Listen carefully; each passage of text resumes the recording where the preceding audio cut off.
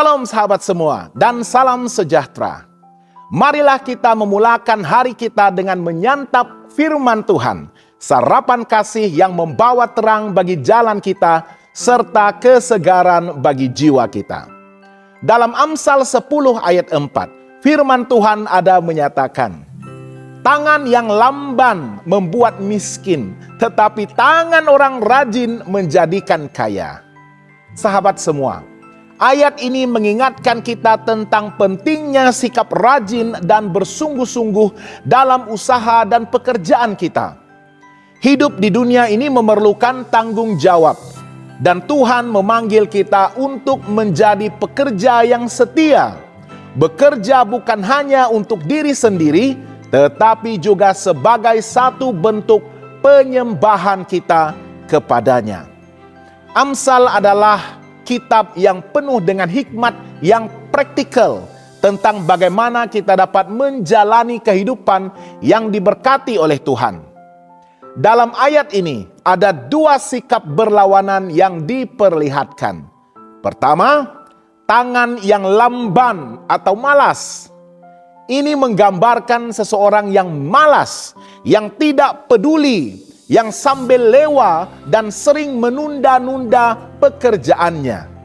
Sikap ini akan menghasilkan kemiskinan, baik secara material, emosional, maupun rohani.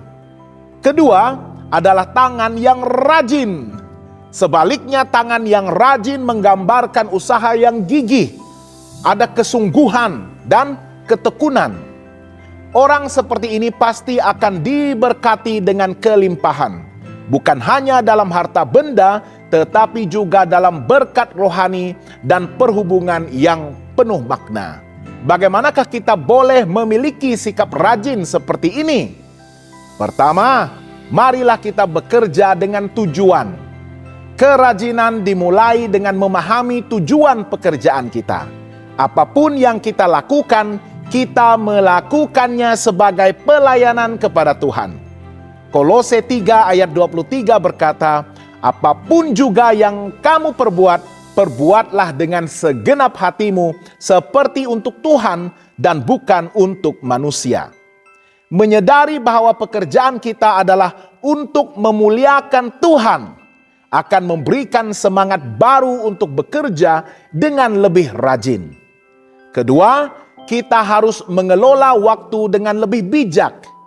Kerajinan tidak berarti kita harus bekerja tanpa henti, tetapi menggunakan waktu kita dengan bijak. Orang yang rajin tahu bila harus bekerja keras dan bila harus beristirahat.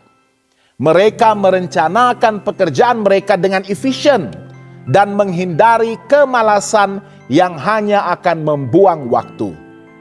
Yang ketiga, kita perlu mengatasi kemalasan dengan disiplin diri. Kemalasan seringkali datang dalam bentuk keinginan untuk menunda-nunda atau merasa puas dengan usaha yang minimum.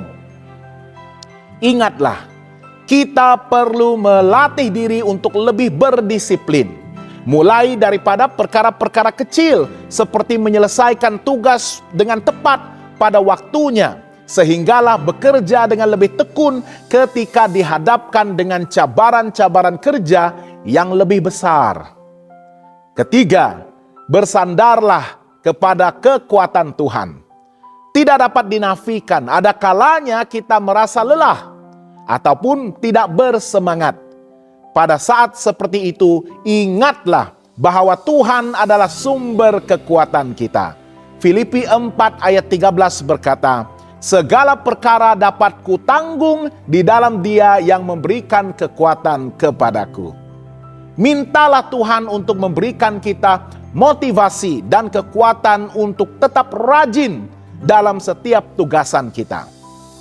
Keempat, berbuahlah dari kerajinan. Orang yang rajin akan menikmati buah dari setiap usahanya. Mereka melihat hasil yang memuaskan, baik dalam pekerjaan mereka maupun dalam kehidupan rohani mereka.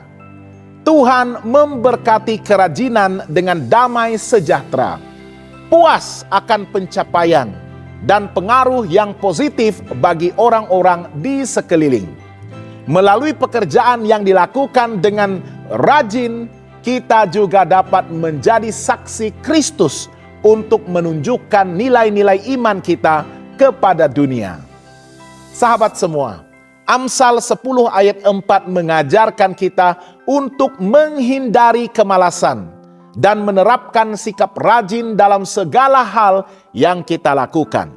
Ketika kita bekerja dengan kesungguhan hati, kita bukan hanya memenuhi keperluan hidup, tetapi juga memuliakan Tuhan melalui pekerjaan kita. Ingatlah bahwa kerajinan adalah satu bentuk penyembahan, dan Tuhan memberkati setiap usaha yang dilakukan dengan setia. Tuhan memberkati dan selamat bersarapan.